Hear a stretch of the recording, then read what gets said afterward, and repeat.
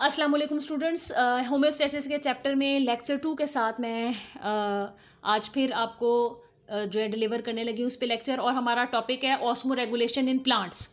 तो प्लांट्स भी क्योंकि लिविंग ऑर्गेनिज्म है, सेल्स से मिलकर बने हैं, जैसे एनिमल्स और बाकी ऑर्गेनिजम्स को ऑस्मो रेगुलेशन की ज़रूरत पड़ती है, वैसे पौधों को भी ज़रूरत पड़ती है। तो ऑस्मो रेगुलेशन पौधों में होती है, तो उस बेसिस पर पौधों की 3 कैटेगरीज हैं। पहली है हाइड्रोफाइट्स, दूसरी है मीजोफाइट्स, तीसरी है जीरोफाइट्स। हाइड्रोफाइट्स वो पौधे हैं जो कि पानी में रहते हैं, हर वक्त इन्हें फ्लडिंग का सामना रहता है, यानी ज़रूरत से ज़्यादा पानी जो है वो जिस्म के अंदर, प्लांट बॉडी के अंदर आता रहता है। इसलिए इनके जो पत्ते हैं वो थोड़े ब्रॉड होते हैं, उनका सरफेस एरिया ज़्यादा होता है, ज़्यादा जगह से पानी बुखारात बनकर उड़ सकता है। इनके स्टोमेटा भी खुलते हैं ताकि वहाँ से भी पानी बुखारात बनकर उड़ जाए, ख़त्म हो जाए, और पानी की जो मिकदार है जो कि ज़रूरत से ज़्यादा आ रही है उसको कम किया जा सके। उसके बाद सेकेंड कैटेगरी आ जाती है मीज़ोफाइट्स की। मीज़ोफाइट्स नाम से जाहिर है कि ये मीज़ो का वर्ड जो है वो मॉडरेट और हल्के दरमियाने, हल्के फुल्के दर्जे के पौधों के लिए इस्तेमाल होता है। मीज़ो का मतलब है दरमियान का, और फाइट्स का मतलब जो है, फाइट्स का वर्ड जो है वो हम पौधों के लिए यूज़ करते हैं। तो मीज़ोफाइट्स वो पौधे हैं जो कि ऐसी जगह पर पाए जाएंगे जहाँ ना हद से ज़्यादा पानी अवेलेबल होगा, ना हद से कम अवेलेबल होगा। तो इनको दोनों तरह से अपने आप को देखना होता है। जिन दिनों पानी की कमी हो रही होती है उन दिनों ये अपने स्टोमेटा को क्लोज रखते हैं, बंद रखते हैं, ताकि पानी बुखारात बनकर ना उड़े। जिन दिनों पानी ज़्यादा अवेलेबल है उन दिनों स्टोमेटा को ओपन रखेंगे, पानी को बुखारात बनाकर एवेपोरेट करने की कोशिश करेंगे ताकि ज़रूरत से ज़्यादा अंदर आने वाले पानी को कंट्रोल किया जा सके।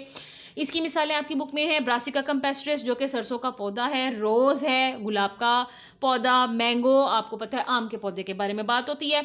उसके बाद है जीरोफाइट्स। जीरोफाइट्स ऐसे जो पौधे हैं, ये वो किस्म है जो कि एक्सट्रीम कंडीशंस में रहते हैं, जहाँ पर बारिश बहुत कम होती है, ना होने के बराबर होती है। रेगिस्तानी एरियाज़ में पाए जाने वाले पौधे हैं, पानी इन्हें बहुत कम मिलता है। इन्हें जितना भी पानी अवेलेबल हो ये उसको सकुलेंट होते हैं, ये जूसी से होते हैं, इनके तने, इनके पत्ते, ये उस पानी को रिटेन रखने की कोशिश करते हैं। इनके जो लीव्स हैं वो मोटे थिक होते हैं ताकि पानी आर पार ट्रांसपायर कम से कम हो। इनके स्टोमेटा भी कम से कम होंगे, लोअर सरफेस पर होंगे, ताकि पानी को बुखारात बनकर उड़ने के लिए रोका जा सके और पानी को रिटेन यानी रोक के रखा जा सके।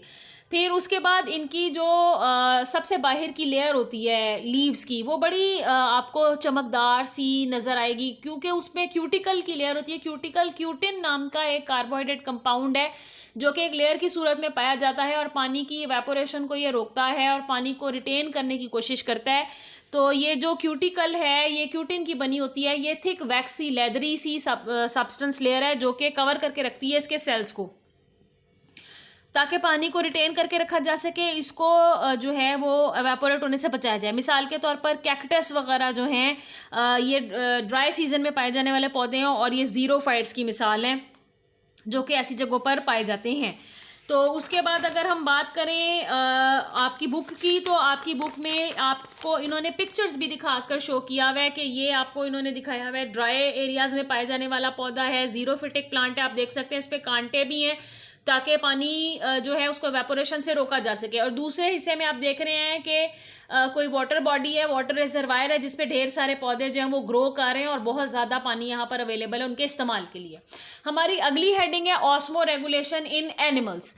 अगर हम एनिमल्स की बात करें, क्योंकि एनिमल्स, प्लांट्स, सारे ऑर्गेनिजम्स लिविंग ऑर्गेनिज्म है, तो जो भी लिविंग ऑर्गेनिज्म दुनिया में पाया जाता है उसको रेगुलेशन ज़रूर करनी होती है ताकि वो जिस्म में पानी, मिनरल्स, नमकियात को कंट्रोल करके रख सके।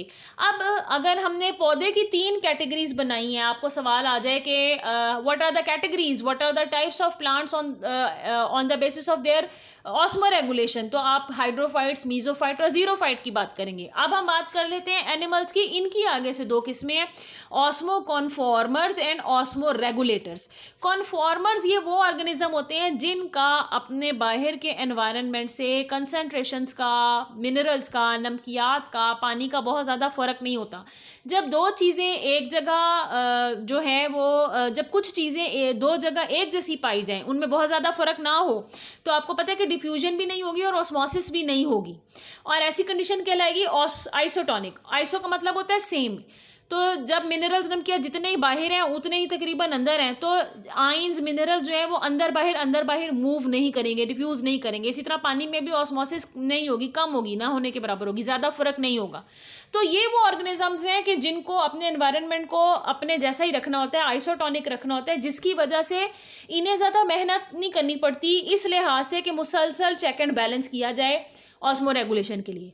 रेगुलेटर्स ये वो ऑर्गेनिजम्स हैं, नाम से जाहिर है कि इनको मुसलसल चेक एंड बैलेंस रखना पड़ता है, अपनी बॉडी के फ्लूइड्स को वेयरिंग कंडीशंस के मुताबिक उसको देखना पड़ता है।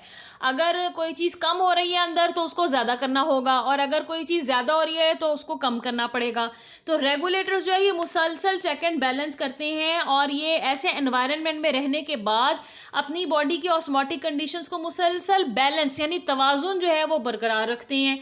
और ये ऑर्गेनिजम्स तीनों तरह की कंडीशंस में पाए जा सकते हैं, मैरीन यानी कि समंदर के पानी में, फ्रेश वाटर यानी ताज़ा पानी में, और टेरेस्ट्रियल एनवायरनमेंट यानी खुश्की के एरियाज़ पर।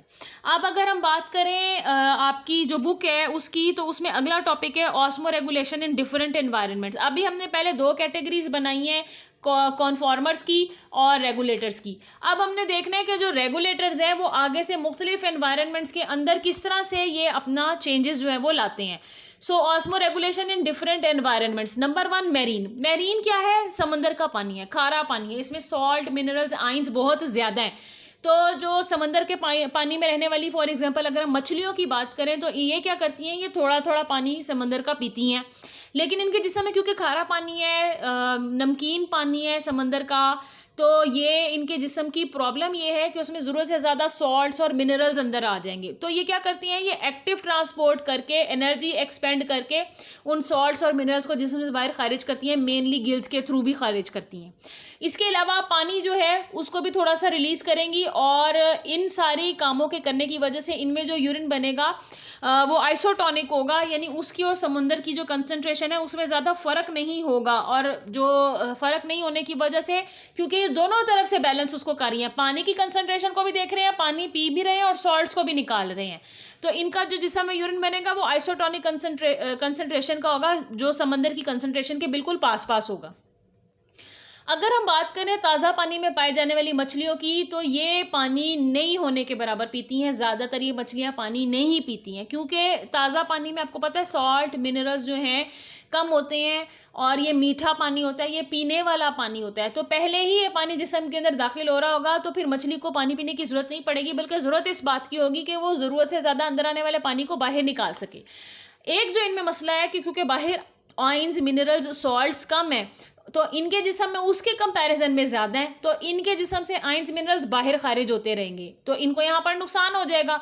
उससे क्या होगा कि ये बाहर से, क्योंकि बाहर कंसंट्रेशन कम है, अंदर कंसंट्रेशन ज़्यादा है, और अभी भी अंदर मज़ीद की ज़रूरत है, तो ये यहाँ पर एक्टिव एनर्जी जो है, एक्टिव ट्रांसपोर्ट करके, एनर्जी एक्सपेंड करके सॉल्ट्स को अंदर की तरफ खींचेंगी, और ये जो यूरिन बनाएंगी वो हाइपोटोनिक यूरिन होगा, यानी उसमें सॉल्ट्स, मिनरल्स को कम रिलीज़ करेंगी और पानी ज़रूरत से ज़्यादा होगा, क्योंकि पहले ही पानी ज़रूरत से ज़्यादा जिस्म के अंदर दाखिल हो रहा है। यही जो पिक्चर मैंने आपको बनाकर दिखाई है, ये आपकी बुक में यहाँ पर है, और ये सारी डिस्क्रिप्शन उसने यहाँ पर आपको बताई हुई है। तो ऑस्मो रेगुलेशन क्या करती है, ये एनिमल्स को एनेबल करती है, प्लांट्स को एनेबल करती है, ताकि वो इतने सारे टाइप्स के हैबिटेट्स, मस्कन, जहाँ पर एक जानदार रहता है वहाँ पर रहने के काबिल बना देती है। तो इसी वजह से मछलियाँ, ऑर्गेनिजम्स दुनिया में समुद्रों में भी हैं, ताज़ा पानियों में भी हैं, और टेरेस्ट्रियल एनवायरनमेंट भी है, जैसे कि हम तो खुद टेरेस्ट्रियल एनवायरनमेंट में रहने वाले ऑर्गेनिजम्स हैं। अब जो टेरेस्ट्रियल एनवायरनमेंट वाले ऑर्गेनिज्म है, हमने उसकी बात करनी है। इनकी क्या प्रॉब्लम है, क्योंकि ये सूरज की रोशनी के ज़्यादा करीब है, धूप, यहाँ गर्मी ज़्यादा है, तो इनमें डिहाइड्रेशन हो सकती है, पानी की कमी हो सकती है, नंबर 1। नंबर 2, पसीना वगैरह भी बनता है हायर ऑर्गेनिज्म में, उससे पानी लॉस होता है, यूरिन फॉर्मेशन भी होती है, उससे पानी लॉस होता है। तो फिर टेरेस्ट्रियल एनवायरनमेंट वाले और एनवायरनमेंट में रहने वाले ऑर्गेनिजम्स कोशिश ये करेंगे कि जो भी चीज़ वो ईट अप करें उसमें पानी की कंटेंट हो, पानी पीने की भी कोशिश करेंगे।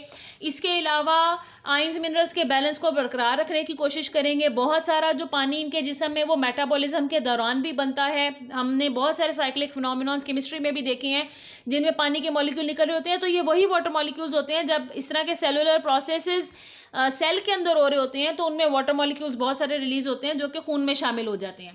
फिर ये क्योंकि पहले ही पानी की कमी का शिकार है, पानी इनको पीना भी पड़ रहा है और पानी बहुत सारे प्रोसेसेस के लिए रिक्वायर्ड भी है, तो ये जो यूरिन बनाएंगे वो कंसनट्रेटेड यूरिन होगा जिसमें बहुत सारे extra amount of mineral, salt, ज़रूरत की वो चीज़ें जिनको अब जिस्म की ज़रूरत नहीं है उनको खारिज किया जाएगा जिस्म से, तो कंसनट्रेटेड ये यूरिन बनाते हैं। तो टेरेस्ट्रियल एनवायरनमेंट में रहने वाले जो ऑर्गेनिजम्स हैं इनकी स्किन जो होती है वो इम्परमिएबल होती है, उस पर कैराटिन की डेपोजिशन होती है, इन्हें कैराटिनाइज स्किन सेल्स कहते हैं, जिसकी वजह से पानी को आर पार स्किन के थ्रू अंदर दाखिल होने की या जिस्म ने से बाहर निकलने की इजाज़त नहीं है। सिर्फ जो स्वेट यानी कि पसीना जो पैदा होता है वहाँ से जिस्म से पानी खारिज होता है।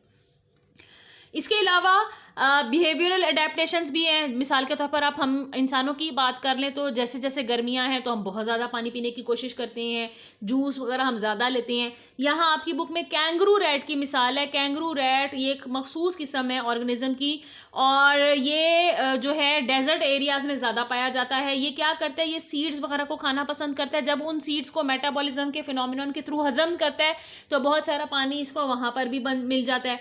फिर इनकी जो किडनीज होती हैं वो बड़ी अच्छी वेल अडेप्टेड होती हैं ताकि इनका यूरिन ऐसा बन सके कि पानी जो है वो ज़रूरत से ज़्यादा खारिज ना हो। और इनकी किडनीज क्या करती हैं कि जब यूरिन बन रहा होता है तो उसमें रीअब्जॉर्प्शन की भी उनमें सलाहियत होती है कि अगर अभी भी पानी रिलीज हो रहा है जिस्म से बाहर तो रीअब्जॉर्ब कर लेती हैं। इसके अलावा एक बड़ी इंपॉर्टेंट डेफिनेशन आपकी बुक में यहाँ पर दी गई है जिसको मैं आपको कहूँगी कि इसको आप हाईलाइट कर लें, वो है एनहाइड्रोबायोसिस। तो टेरेस्ट्रियल एनिमल्स जो हैं वो बहुत हद तक डिहाइड्रेशन को टॉलरेट कर लेते हैं और मुख्तलिफ तरीक़ों से उसको कवर अप करने की कोशिश करते हैं। ये जो किरदार जानदारों का है ये एनहाइड्रोबायोसिस कहलाता है।